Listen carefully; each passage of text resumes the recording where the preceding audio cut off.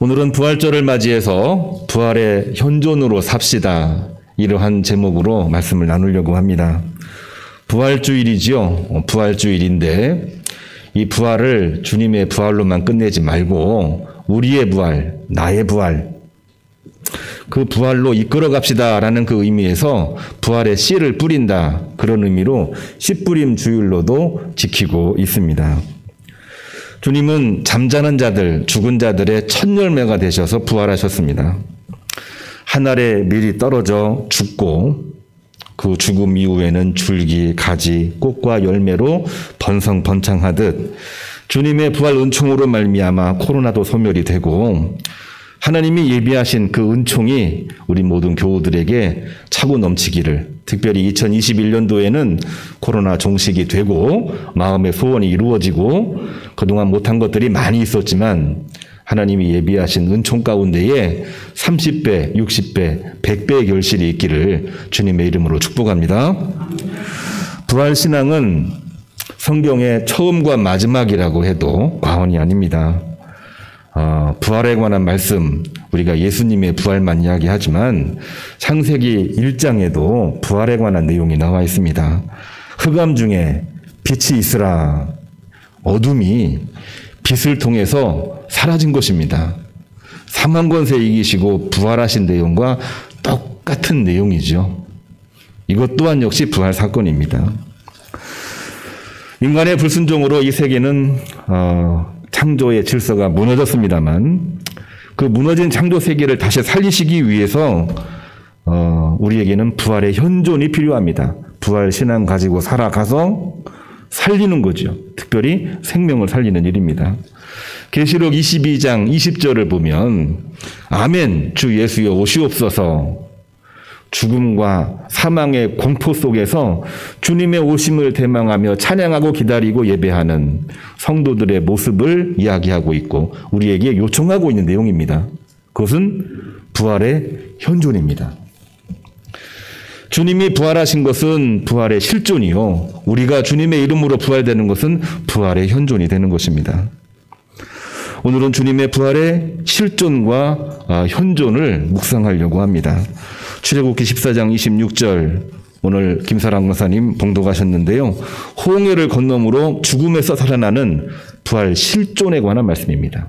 실제로 죽음에서 생명으로 바뀐 부활의 실존이죠. 누가복음 23장 50절 이하에 나와 있는 말씀은 산자를 죽은 자 가운데에서 찾지 말고 갈릴리에서 하신 말씀들을 기억하고 살아라 라는 천사의 말입니다. 그렇기 때문에 이 말은 부활의 명령입니다. 너희들도 주님께서 부활하셨듯이 너희들이 살고 있는 현장 갈릴리에서 부활해라. 그 명령이거든요. 하나님이 천사를 통해서 명령하신 내용인 것입니다. 계시록 1장 11절에서 17절 이하에 나와 있는 말씀 보게 되면은 사도 요한의 예언이기도 하고 말씀 선포이기도 합니다. 주님의 부활의 흔적을 가지고 살라. 우리는 주님의 부활의 흔적을 가지고 지금 살아가고 있는 것입니다. 그러한 말씀을 오늘 선포를 했습니다. 오늘날 우리가 부활이라고 하는 단어를 이야기를 하면 거리가 먼 것처럼 느껴집니다. 왜냐하면 부활이 언제 될까 그런 마음을 가지고 있거든요. 우리는 언제부터 부활신앙을 잃어버리고 살았을까요? 오늘 부활절인데 부활신앙을 우리가 정말로 가지고 있습니까? 부활신앙을 가지기를 바랍니다. 부활신앙이 우리 몸에 있습니다. 발견하시기를 바랍니다. 부활신앙으로 일어서기를 바랍니다. 성경 창세기 3장 22절을 보면 아담의 불순종으로 말미암아 생명나무의 은총을 하나님이 막아버리셨어요. 그렇기 때문에 우리에게는 사망, 죽음이 있을 수밖에 없다라는 것으로 많은 사람들이 해석을 해내고 있습니다만 엄밀하게 그 원인을 이야기해 보면은 아담과 그 이후의 모든 인간이 하나님에 대한 불순종으로 죄와 사망으로 이어지게 된 것입니다. 그 결과 히브리서 2장 12절에 나와 있는 말씀은 인간은 죽음과 두려움으로 사는 존재가 돼버린 거예요. 그것은 성경에 나와 있는 분명한 사망 권세에 관한 것입니다. 그러나 이러한 장벽을 깨트리신 분이 계시는데 바로 주님이십니다.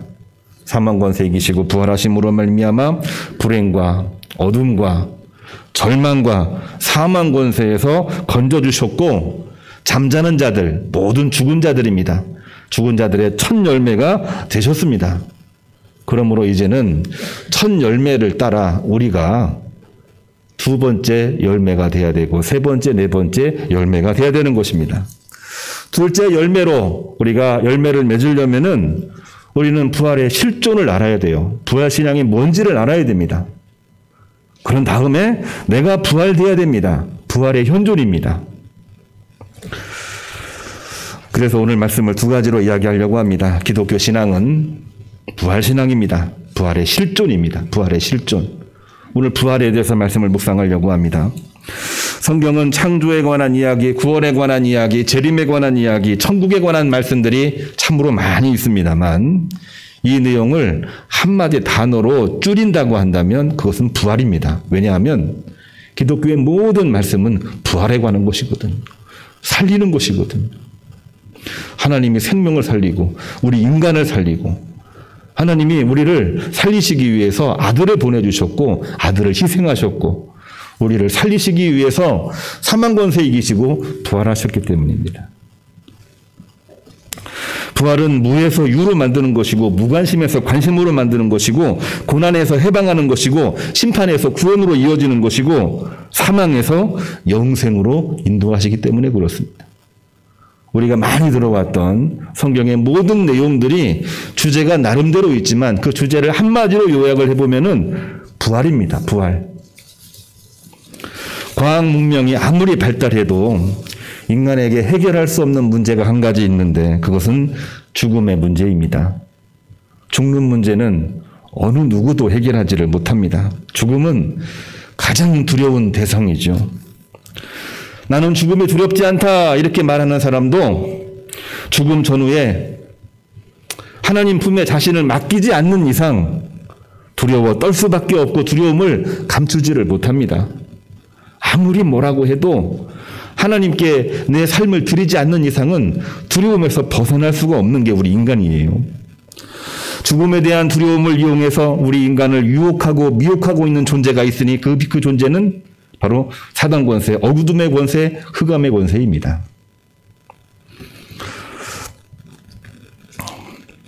세상 공중 권세를 잡은 사단 권세를 이길 수 있는 인간은 그 어디에도 없는 거죠. 죽음의 권세와 이 사단 권세는 같은 거라고 해도 과언이 아닙니다. 그 장벽을 깨트리신 분이 바로 예수님이십니다. 주님은 절망, 죽음에서 구원하신 복음이기도 하고 주님만이 우리 인간의 어두운 눈과 마음을 치유할 수 있는 유일한 분이시고 결국 이 말은 부활의 실존이라고 하는 것입니다. 부활의 실제 존재입니다. 실제 존재. 우리는 부활의 실존에 눈을 떠야 됩니다. 눈을 뜨고 있나요? 알고는 있지만 눈을 떴다고 말할 수는 없습니다. 기억하고 있지만 부활에 대해서 알고 있다고 말할 수도 없는 것입니다. 어떻게 하면 눈을 뜰 수가 있는 걸까요? 오늘 말씀이 길어서 좀 줄여서 성경 공독을 했습니다만 출애굽기 14장 13절을 보면은 모세가 이스라엘 백성들에게 하는 말씀이 있습니다. 너희는 두려워 말고 가만히 서서 여호와께서 오늘 너희를 위하여 행하시는 구원을 보라. 홍해를 건너기 전에 모세가 이스라엘 백성들에게 한 말씀입니다. 부활의 눈을 뜨려면은요 두려울 때마다 여호와 하나님을 부르짖으라고 하는 내용입니다. 여호와 하나님을 보지 아니하면은 두려움을 절대로 이길 수가 없다는 말씀이에요. 누가복음 23장 50절을 보면은 하나님의 나라를 기다리는 자 아리마대 요셉 당시 국회의원이었죠. 국회의원의 신분으로 십자가형에서 죽음을 당한 예수 그리스도의 무덤을 준비한다는 것은 사실은 국회의원직 내놓는 거나 마찬가지고 그 직분을 내려놓는 것만 끝나는 것이 아니라 사실은 반역자로 처벌을 당할 수 있는 위험에 처한 상황입니다. 그러나 하나님의 나라를 여호와 하나님을 부르짖는 마음이 워낙 간절했기 때문에 그는 주님의 부활을 경험했습니다. 뿐만이 아니라 막달라 마리아, 요한나, 야고보 모친 마리아도 두려움 중에 무덤을 찾아가서 주님께 향품을 발라드리려고 하는 움직임을 보였습니다. 결국에는 그것이 연약한 인간의 모습이긴 하지만 부활의 증언자로 나오게 된 것입니다. 부활의 증언자가 되려고 한다면 계시록 1장 17절 오늘 읽은 말씀입니다. 사도 요한의 예언대로 죽음과 두려움 가운데에 생명의 주님 되시는 예수님을 사모하는 마음을 가져야 되는 것입니다. 오늘 읽은 출애굽기의 말씀, 누가복음에 나와 있는 말씀, 또 계시록에 나와 있는 사도 요한의 모든 이야기가 주님의 부활의 실존을 마음속에 담으라고 하는 것입니다. 부활의 실존을 내 몸에 담는 것은 주님의 흔적을 내가 지니고 사는 겁니다. 우리 몸에 주님의 흔적이 있나요? 스티그마라고 하는 이 단어가 흔적이라는 단어인데 우리 몸에 주님의 흔적이 있나요? 문신을 새겼다고 흔적인 것은 아니지요. 몸에 십자가 목걸이에 달았다고 흔적은 아니지요. 잘 보이진 않지만 주님의 십자가의 이 사랑과 십자가의 이 보혈이 내 몸 안에 있을 때 나는 지금 부활신앙을 가지고 있는 것입니다. 부활의 흔적, 이 부활의 이 실존을 가지고 살려면 어떻게 해야 될까요? 우리가 늘 얘기하지만은 아무리 바쁘고 아무리 힘든 일이 있어도 정말 탄식의 상황에 내 정신줄을 놓고 있는 그런 상황이라고 할지라도 하나님께 예배드리는 것을 절대로 포기하면 안 되는 것입니다. 아리마대 요셉이 그랬고요. 모세도 그러했기 때문에 그러한 메시지를 증언할 수가 있었고요. 아무리 절망적인 상황이라고 할지라도 하나님 앞에 예배하고 아무리 불가능이라고 생각을 한다고 할지라도 쉬지 말고 기도해야 되고 아무리 많은 일들이 일어난다고 할지라도 내 마음의 중심을 하나님 앞에 드리려고 몸부림치지 않으면은 우리는 부활의 흔적을 가질 수가 없는 것입니다. 왜냐하면은 주님은 연약한 우리 위에 3만 권세 이기시고 부활하셨기 때문에 그렇습니다. 우리가 오늘 읽지는 않았습니다만은 시편 16편 8절에서 10절의 말씀을 보면은 이 다윗도 시편 기자 다윗도 주님의 실존, 주님의 흔적을 하나님의 흔적을 몸에 지니고 살았다 이렇게 고백을 하고 있어요. 제가 한번 읽어드리겠습니다. 내가 여호와를 항상 내 앞에 모심이며 그가 나의 오른쪽에 계심으로 흔들리지 아니하고 나의 마음이 기쁘고 나의 영도 즐거워하며 내 육체도 안전히 살리니 이는 주께서 내 영혼을 수월에 버리지 아니하시며 주의 거룩한 자를 멸망시키지 않을 것임이니이다. 아멘. 다윗은요, 주님 오시기 전부터 주님의 이 하나님 아버지의 흔적을 몸에 지니고 사는 것입니다. 죽어도 죽지 아니하고 사망에서 사망으로 끝나지 아니하고 생명으로 이어진다고 하는 이 부활의 실존을 몸에 지녔던 거지요. 그렇기 때문에 여호와를 항상 내 앞에 모심이요. 내 앞에 모셨지만은 하나님은 내 오른쪽에 계심으로 흔들리지 아니하고 내 영도 기뻐하고 내 육신도 기뻐하고 주님께서는 거룩한 자를 반드시 지킬 거라고 하는 마음을 내가 가지고 있습니다. 시편 기자가 다윗이 선포했던 그러한 내용이 되는 것입니다. 성도 여러분, 부활주일입니다. 다른 어느 때보다도 부활의 의미가 과연 어떤 의미인가 질문을 많이 하는 그러한 때입니다. 부활의 역사가 우리 교우님들과 교회와 이 한국과 전 세계 모든 거민 위에 넘치기를 주님의 이름으로 축복합니다. 우리에게는 특별히 부활의 흔적이 있습니다. 부활의 실존이 있습니다. 부활 실존 흔적으로 승리하시기를 주님의 이름으로 축복합니다. 두 번째로는 부활의 현존은 현재 우리의 생명을 살리는 것입니다. 실존은 실제 주님의 부활입니다. 부활하신 사건이죠. 근데 이 실존, 현존하니까 목사님 오늘 왜 이렇게 어려운 말 쓰세요? 제가 어려운 게 아니라 여러 그 철학자들이 어렵게 말을 써놔가지고 제가 한번 인용을 하려고 한번 써봤습니다. 독일 철학자 하이데커라고 하는 분, 혹시 들어본 적 있는지 모르겠습니다만 현존에 대해서 이야기를 했습니다. 현존은 본질과 구분되는, 본질은 여기서 실존입니다. 본질과 구분되는 현재 존재입니다. 본질은 옛날에 있었던 일이죠. 주님이 부활하시고 주님이 아버지 하나님이 부활 사건으로 이스라엘을 구원하신 내용입니다. 그건 실존입니다. 실존. 그런데 이 현존은 뭐냐면 그 이야기가 그때로만 끝나지 아니하고 내가 서 있는 이 자리에서, 아니 나에게 그 부활 사건이 지속되고 반복되고 있다는 것이 현존입니다. 이해가 되셨나요? 우리에게는 부활의 현존이 필요한 것입니다. 부활의 현존을 이야기할 때에 이 현존에 대해서 영어 단어는 뭐라고 얘기했냐면요. 독일 철학자 하이데거는 이 현존을 그냥 현재와 구분되는 옛날의 실제라고 말했는데 영미 문화권에서는 이 단어를 뭐라고 얘기했냐면요. 현존을 existence라고 하는 단어를 쓰고 있습니다.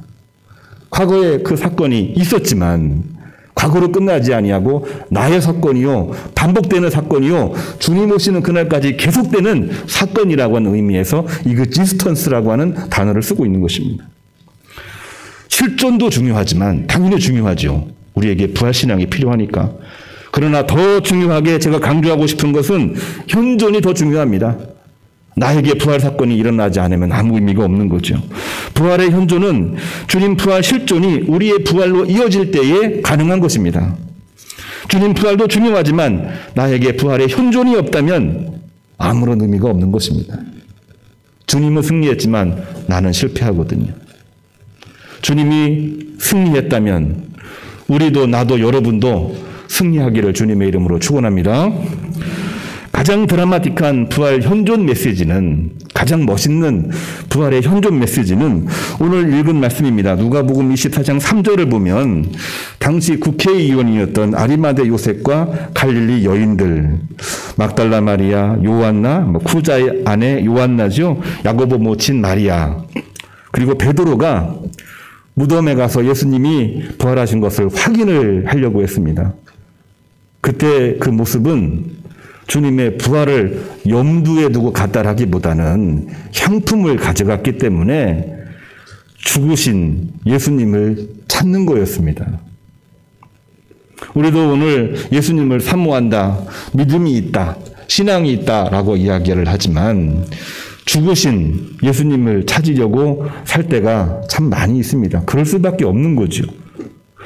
그런데 그것은 우리의 모습인데 5절을 보게 되면 천사가 이 사람들에게 하는 말씀이 있습니다. 굉장히 중요한 말씀이고 현존에 관한 말씀인데요. 천사들이 말합니다. 어찌하여 산자를 죽은 자 가운데에서 찾느냐? 그는 여기 계시지 아니하고 살아나셨느니라. 갈릴리에 계실 때에 너희에게 어떻게 말씀하셨는지 너희는 기억하라. 그 말씀을 하시고 있는 것입니다. 천사가 말한 내용의 핵심이 뭘까요? 부활의 실존도 중요하지만 주님이 부활하신 것도 중요하지만 더 중요한 것은 너희가 살고 있는 갈릴리에서, 우리가 살고 있는 이 천안 지역에서, 우리가 살고 있는 이 지구촌에서 부활의 이 현존을 이어가라는 얘기입니다. 부활 사건을 이끌어내라고 하는 이야기죠. 천사가 한 말은 바로 주님께서 하신 말씀입니다. 부활의 실존은 주님의 부활입니다. 부활의 현존은 나의 부활이요, 여러분의 부활이요, 교회의 부활인 것입니다. 그 부활은 죽어가는 이 땅의 생명이 살아나는 것이고 이 땅에 있는 수많은 영혼이 다시 구원받는 것입니다. 이것이 천국 복음이요, 생명 살림이요, 부활의 증인이 되는 것입니다. 우리 교회도 생명 살리는 교회라고 여러 번 이야기했고 고백하기도 했고 표어로도 만든 적이 있습니다. 그렇게 고백하기는 했지만 생명 살리는 일에 요 근래에 들어서 무뎌진 것은 아닐까요? 많이 무뎌진 것 같은 느낌을 지울 수가 없습니다. 특별히 코로나가 생기면서 아무것도 할 수 없다는 생각을 하면서 부활은 과연 없는 건가? 없는 것 같아. 그런 마음들이 우리 마음을 지금 공격하고 침탈하고 있는 상황이죠. 그렇게 무뎌진 그러한 가운데에 우리는 과연 부활주의를 맞이하여 부활의 현존, 주님의 흔적으로 현재 부활신앙 가지고 살고 있나요? 우리에게 질문해야 되는 내용입니다. 우리 부활할 수 있나요? 부활할 줄로 믿습니까? 아멘으로 화답하시기를 바랍니다. 화답할 때에 그대로 이루어지는 줄로 믿으시기를 바랍니다. 코로나 때문에 많은 것을 잃었다 생각했지만 예배, 기도, 헌신이 약해지고 있다면 우리에게 부활의 현존은 없는 것입니다. 예배와 모임을 할 수 없기 때문에 아무것도 못해 이런 마음을 가지고 있긴 하지만 현 상황에서 온오프라인으로 넘나들며 서로 돌보고 살피지 않는다면 우리는 부활의 현존이 없는 겁니다. 우리도 힘든데 누구를 도와줘? 우리가 무엇을 할 수 있나? 그렇게 생각을 해오기도 했지만 이웃과 세상을 향해서 부활 생명을 전하고 실천하지 않는다고 한다면은 우리는 부활 현존이 없는 것입니다. 부활의 현존은 주님의 실존과는 구분되는 나의 부활입니다. 교회의 부활입니다. 그리고 주님께서 천사를 통하여 우리에게 명령하신 내용이기도 한 것입니다. 부활의 현존이 없다면 오늘 부활절 예배는 아무런 의미가 없는 것입니다. 야단치는 이야기가 아닙니다. 질책하려고 하는 이야기도 아닙니다. 목회자 스스로, 저 혼자 스스로 사실은 자책하고 회개하는 말씀이기도 한 것입니다. 두려움 중에 회개할 수 있는 사람이 주님을 바라볼 수 있는 사람이고 그런 성도가 부활의 현존인 것입니다. 예배를 범하지 마시기를 바랍니다. 온오프로 기도하며 화답하시기를 바랍니다. 아무리 힘들어도 우리 이웃과 세상 위해서 기도하고 살피고 돌보는 일들을 우리는 중단해서는 안 되는 것입니다. 작년에도 갑작스럽게 온 코로나 때문에 모든 교회가 힘들었고 모든 세상이 다 힘들었습니다만 우리가 그 어려운 중에도 주변의 교우들과 이웃들과 외국인들과 해외에 있는 정말 우리보다 훨씬 더 힘들게 살고 있는 후진국 교회와 교우들을 위해서 우리가 헌금을 하기도 했습니다만 그런 마음과 정신이 결국에는 부활의 현존이 아닐까요? 그렇게 하자라는 그 이야기이기도 하지만은 그것이 바로 부활 사건을 이어가는 일이고 내가 부활되는 일인 줄로 믿으시기를 주님의 이름으로 축복합니다.